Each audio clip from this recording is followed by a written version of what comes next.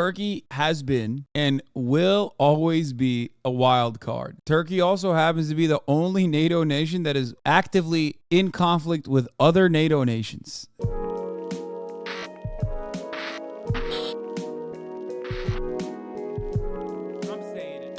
Now it's time for Johnny Harris to tell us why another Cold War is happening. The world is changing, and it's changing. You were absolutely wrong.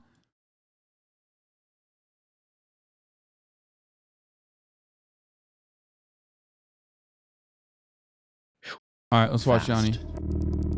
We're exiting a period of incredible growth and relative stability, where after the most destructive war in human history, the U.S. rose to power as the global leader. The American people in their righteous might will win through to absolute victory. And as that leader, the U.S. created new structures like NATO and the World Trade Organization. They established rules about trade, rules about economics, rules about justice, rules that they based on Western philosophical values, now being projected around the globe by a country with an astounding amount of alliances and military hardware. Oh, God. For a time, another great empire challenged that order, operating with a different set of rules, a different set of values and philosophies, trading with their own bloc and working with their own alliances. But it couldn't last. The collapse of the Soviet Union in the 90s left the US and their rich allies as the sole setters of the rules, the holders of the power. So the US doubled down, and their system of liberal values, democracy, and free trade spread and fortified throughout the world. But when just on its own, by the way. It just kind of happened. It's a thing that just kind of happened. Just like the USSR just kind of collapsed on its own. It was crazy when it collapsed. Remember when it collapsed completely on its own due to the impossibility of this insane, absolutely unimaginable way of organizing society. When you're the global leader, when you're the one who sets all the rules, you get to decide when you follow your own rules. Johnny Harris last week, America is doing coups everywhere. It's unstoppable. Why is it so insane? Down to like making, down to like possibly doing terror attacks on its own soil in order to galvanize and generate public support to invade countries. Johnny Harris this week, it's crazy how the USSR collapsed in and of itself, completely just on its own. And then democracy started spreading also on its own, liberal democracy in the American way, completely on its own. What happened to like all of the other videos that he made? And when you don't. Being the global superpower has turned more into being the global policeman. Over these last 75 years, the US has been known to violate the values, norms, and ideals that it built the whole global system off of. No, that violation is how it did it. Up to strongman dictators, throwing out democratically elected governments, fueling regional wars, and generally trying to stamp out communism across the globe. And anyone who didn't want to play by America's rules was cast out as an insane pariah in need of regime change. The Iraqi regime has plotted to develop anthrax and nerve gas and nuclear weapons for over a decade. And yet, despite this double game the US has played, this system has been a part of the most peaceful period of human history. Major empires don't fight each other like they used to. And a major reason is because they came to understand that getting in line with the American-led system would mean economic opportunity and growth. It wasn't worth a war. Fighting against this system often meant destruction and losing deals for all sides. This peace was also helped by the existence of the most powerful weapons ever invented, which great powers didn't dare use on each other. The American-led system has meant stability and an incredible amount of trade, leading to a dramatic reduction in global poverty. But that era is coming to an end. Hey, it's me, not in the VO booth here on camera, so I can just tell you about something. I'm not sure if you've heard that the goal of this channel is kind of developing, let's say. We want to become the place for rigorous independent journalism on the internet and on YouTube. And we're doing that, not just here on the channel, but we just launched a new channel called Search Party with my old Vox colleague, Sam Ellis. It's live now. If you're looking for ways to support this journalism and get something in return, I've got a fun one for you. Consider subscribing to Nebula. Nebula is a creator-owned streaming service where we publish all of our videos a week early and ad-free. You pay a few bucks a month or a yearly subscription for a discount, and a portion of that subscription goes directly to supporting our next journalistic project. But that only happens if you sign up with the link in my description, which is nebula.tv/Johnny Harris. Apparently, people actually aren't clicking the link. They're just opening a new tab and typing in nebula.tv and signing up and missing out on a discount as well as supporting us. Please don't do that. But signing up for Nebula isn't just about supporting independent journalism and getting my videos a week early and ad-free. It's also the home of super premium content that you can't get anywhere else. Like, I've been watching this excellent series lately by Real Engineering called Battle of Britain. It's full of all of this stunning animation and compelling storytelling about the engineering and technology behind British military aircraft in the 40s. Really, really good stuff. Or you can let Wendover Productions teach you about the world of logistics that you never thought you needed to know, but you actually do because it's fascinating. And of course, one of my all-time favorites, Real Life Lore, has a series on modern conflicts where he beautifully teaches you about the military strategies and developments in a bunch of conflicts around the world. I'm sorry. I know. I had to pee and I had to fucking close my gate, okay? So please consider subscribing if that is interesting to you. You can try it out. And I also almost died again. Until any time. For those who sign up, I will see you a week early and ad-free. US-led second largest economy, which until recently was the most populous country on Earth, has risen to become the second largest economy and world's largest military based on active forces. You missed the wild shit he said about U.S. peace, bringing peace to the world? Let me guess. Are you ready? Wasn't even here. I'm going to guess it. You can tell me if I'm wrong. The United States spread liberal democracy around the world, even though it violated it in recent years, and that's kind of bad. Not necessarily that, like, it literally spread the liberal democracy in that exact same capacity that it violated it in recent years, maybe even in more brutal ways in the past, but certainly still. And then that actually that unipolar structure that one global power structure actually was quite peaceful because there was no other nation state that could ever withstand America's awesome power, so they never even fought, which made it significantly more peaceful that way. That's the reason why it was more peaceful than years before. Maybe add a little bit of seasoning, sprinkle in the whole nuclear deterrent conversation as well. Like the existence of nukes at the hands of all the biggest states means no one is going to fight each other because of mutually assured destruction. Did I get it right? Was that basically the gist of it? He followed up with trading was more favorable to them than war with liberal democracy in trade. Oh. No, I don't. It's not that I know Johnny Harris well. It's that this is like the ultimate defense of neoliberal hegemony. That's how. I've heard this same argument a million times over. And more, China sees the US as an unfair policeman of the global order, only holding to the rules that benefit them. And this projection of values and philosophies from the West to the leaders in China, this looks a lot like the modern-day version of colonialism. They see this hypocritical American empire, drunk on power that they've had since 1945, an America that is increasingly defensive because it's in decline, with its broken politics, divided people, and a complacency with their spot at the top. So China is building a competing system. In March 2023, China's leader Xi Jinping announced his Global Civilization Initiative, where he stated that countries must, quote, refrain from imposing their own values or models on others, and refrain from stoking ideological confrontation. So instead of the hypocritical colonialism of the US imposing their human rights and democracy around the world, his system would be transactional. Okay. That's crazy. The United States was never imposing human rights. What the fuck? This implies there's a faulty premise here. The faulty premise is that the United States was legitimately imposing human rights on other countries. That is the exact opposite.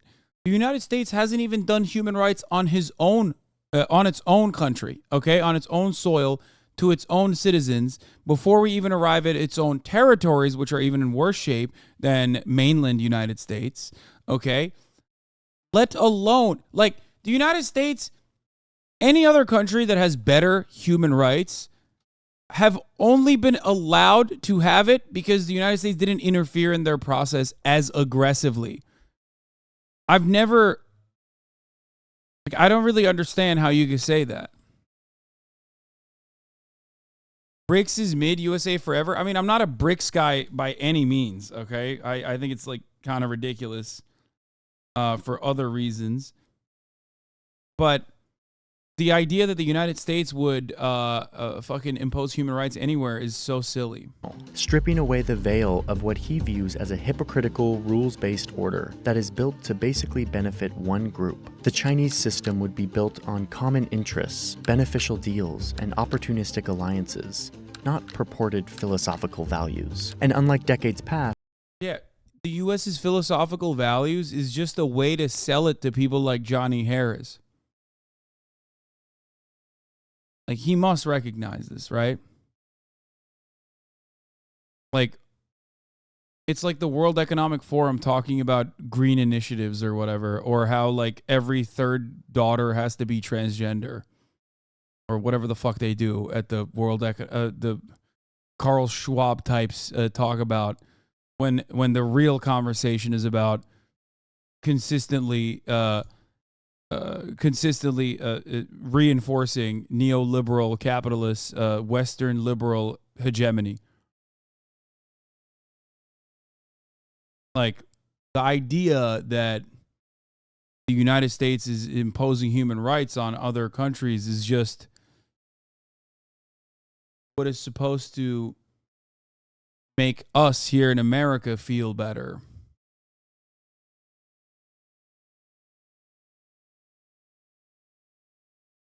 opportunistic alliances, not purported philosophical values. And unlike decades past, China now has the military and the money to make it happen, to ignore the rules of the global superpower and to make their own, to engage with the world in a different way, to pursue Chinese interests outside of the system. And so now you see a competition between these two great powers that have become deeply economically entwined over the last 50 years. And now they're slowly decoupling. And around the world, you see China planting seeds for its new system, using state-backed money. Motherfuckers be like, bet you Ukraine and China would disagree with that bullshit, with that China bullshit. For every Ukraine and China, there's like 200 countries that you could point to that would absolutely disagree. Okay, so what does that make? What does that mean? You know what I mean? It's so weird. It's like pretty much every fucking country at a certain point in time in post-World War II global development has been impacted by United States and has been interfered with by the United States. Even European nations now, which are completely servile to American interests, even European nations at a certain point were absolutely dominated by the United States of America at a time when they didn't want it. NATO. Need to invest in infrastructure projects all over the globe. This gives China a presence in many new countries, tying these countries to Chinese debt, which often translates into future leverage. In March 2023, China sent diplomats to the Middle East for the first major effort to broker a peace deal between Saudi Arabia and Iran, these two bitter rivals. This is something that the US couldn't do, and it showed the declining influence that the US has on this region. But the US still remains on top, and they will as long as they can control the economic and financial systems that the world operates on, which they do, for now.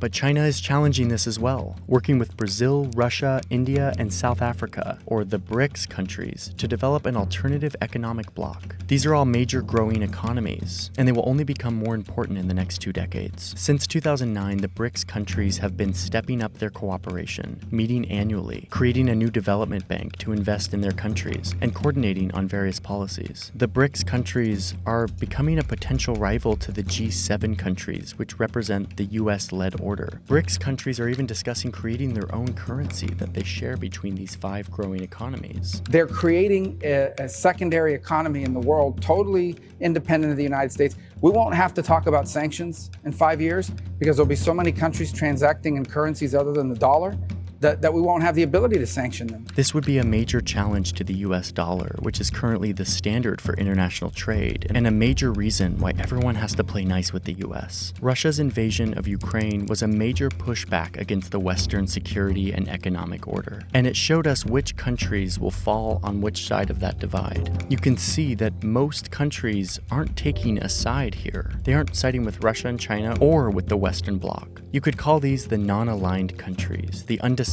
the countries that China and the US will be looking to influence into their system in coming years. Let's highlight the 25 largest economies among these non-aligned countries, at least according to the Economist Intelligence Unit. These are the economies that the US is working to keep on their side, to keep in their system, and that China is trying to woo to join their new transactional system. But this Cold War is different than the last one. Their new transactional system, if you look at those countries, the old transactional system is the IMF and World Bank, which is, according to Western papers at least, objectively worse than the Chinese loan structure that they are putting forward. So, like, I don't know why we're acting like there is no history there. I don't know why we're acting like there's no history there, and these countries were like, I don't know, maybe on the side of the Western Bloc for the longest time for one reason or another. Why do you run cover for the CCP? Because I want to get, I'm a Chinese national. I'm secretly doing a fifth column style infiltration. I've been Chinese since day one. That's why. Or maybe because I have the perspective that I do because I'm looking at it objectively. I don't know. The one where the USA and the Soviet Union forced countries to deeply choose a side based on ideological convictions about capitalism versus communism. This new rising Cold War could be much less black and white. Instead, in this much more globalized and interconnected world, non-aligned countries will exploit this bidding war between the superpowers to get them the best trade and security deals possible. Like in Brazil, where this is already happening. Brazil is a massive country who is a He said BRICS, and then he's saying these are non-aligned countries. And then he says Brazil is a non-aligned country. And it's like, so what's the B then? I don't get it. I mean, I'm not like a big BRICS truther in general. But what's he talking about? super close ally with the United States. And yet, they're a part of the BRICS bloc with China, which is one reason Brazil refused to sell he's talking about not aligning the Ukraine weapons to Ukraine when the country requested a deal. They're already walking this line between their interests that align with the US order and their interests that align with China. Brazil's president traveled to Beijing in April 2023, and not only... I mean, I low-key get it. It's like, why the fuck... If you're Brazil, like, why the fuck do you have to have a say in what's going on in Ukraine? I'm not siding with Russia before everybody fucking yells at me. I think what Russia is doing is objectively wrong and inhumane. But if you're Brazil, like, why the fuck do you care? Don't say human rights. Stop. Human rights are being violated on a daily fucking basis in every part of the fucking planet. Okay? Not just in Ukraine. These countries never care about those other places. They're not giving weapons to Hamas. They're not giving weapons to Yemen. My point is that, not that what is happening in Ukraine is good or bad.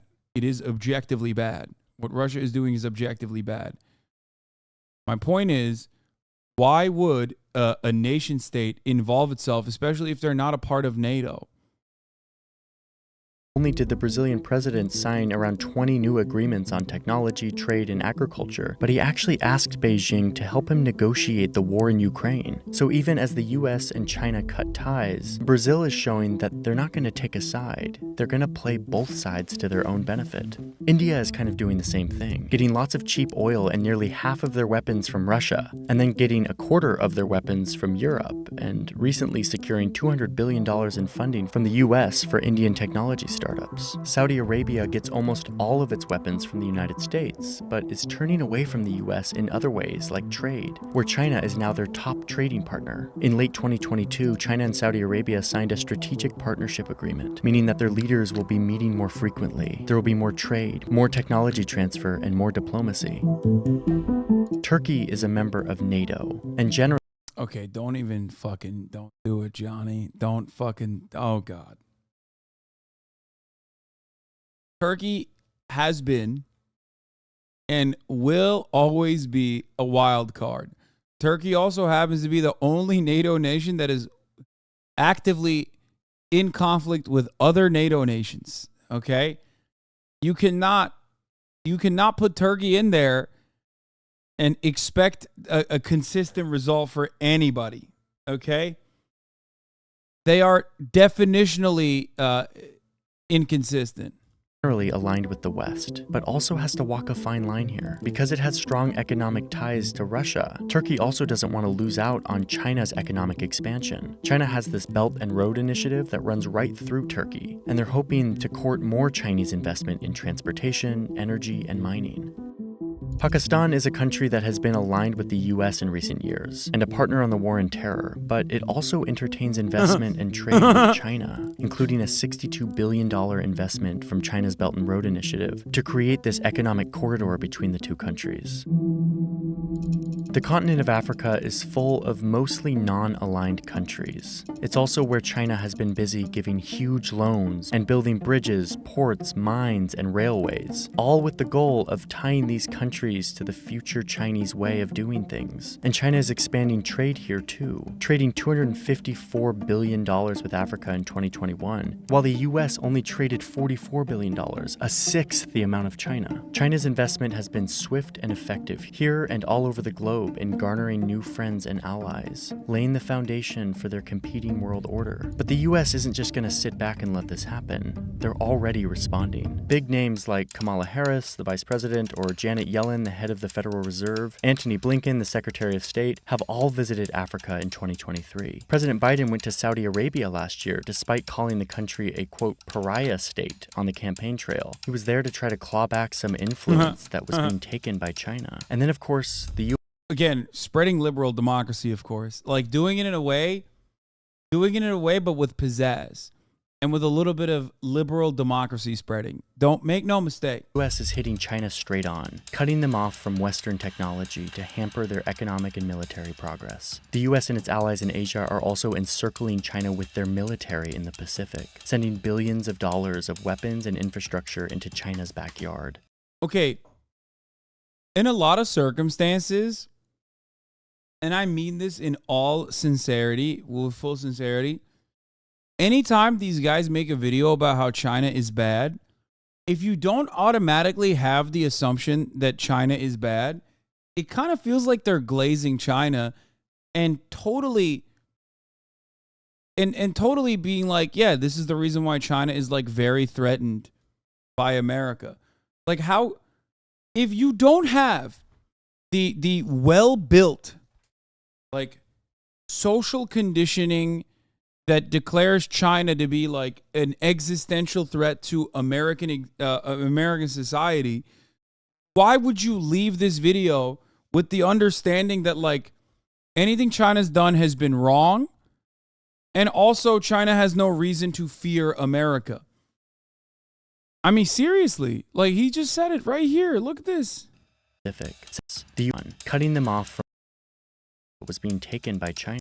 He's mad that China is building and developing relationships with these countries and doing trade with these countries. And then, of course, the U.S. is hitting China straight on, cutting them and then the United States is retaliating to that by cutting them off from Western technology. From Western technology to hamper their economic and military progress. And that's not even the whole story, by the way. A big part of it is also trade. They do not want China to have an advantage in trade. That's why they're trying to cut them off. And it's not even just like American technology. Notice how he said Western technology. Key fact here. Like, there's a reason why American envoys will routinely go to other countries. I think it was like, what was it, the Netherlands recently, for to stop them and threaten them from dealing with China with respect to their like what was it, like their semiconductors? I don't remember the exact details. God damn it. Like they will regularly go to historic allies or people that are in their sphere of influence and tell them not to fucking sell semiconductor technology to China. That's not just because they want to hamper their military and economic development.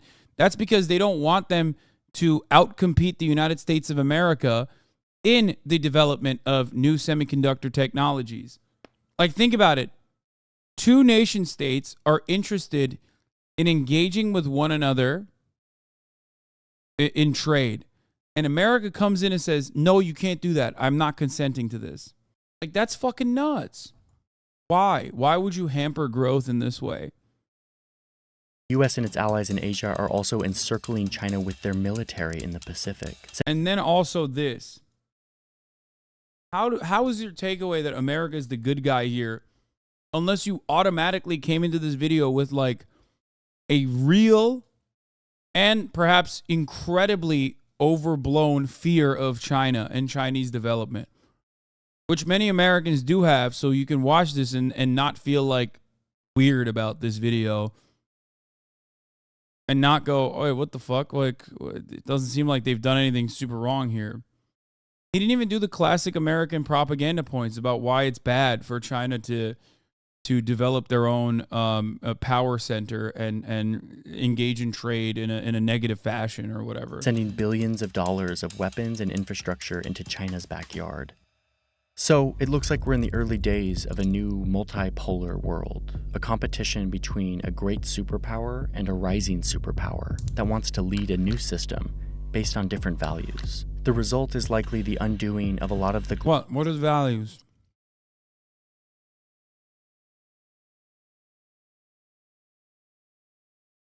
Here's the thing.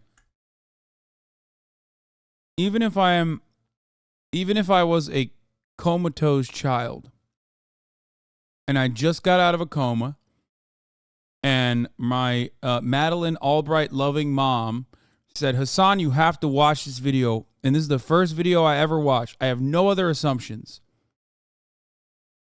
Okay? I look at this video and I go, hey, Mom, what are the values that you're talking about with respect to China? Because earlier in the video, Johnny Harris, who I assume is your favorite YouTuber, that's why you showed this to me after I got out of my coma, said China doesn't want to impose any values on any other country and wants to operate on the strict boundaries of trade. But now Johnny, this man you're showing me, is also telling me China wants to operate with new values, a different perspective. What's going on there? I have no other opinions on the matter. I'm just watching this video that you showed me. I just got out of a coma, and it make sense. Globalization and interconnectedness that has developed in the last 70 years. And for now, I think what we'll see is countries won't be choosing a side hastily. Instead, they'll play both of these great powers off of each other to get the best deal for their country. I'm not sure how long they'll be able to do this as tensions rise and the pressure mounts to choose a side. But for now, what's clear is that we're moving into uncharted waters.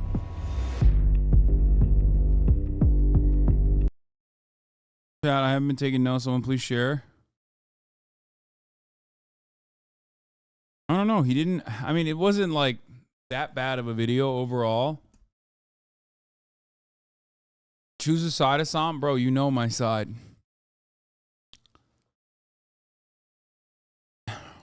Don't make me say it.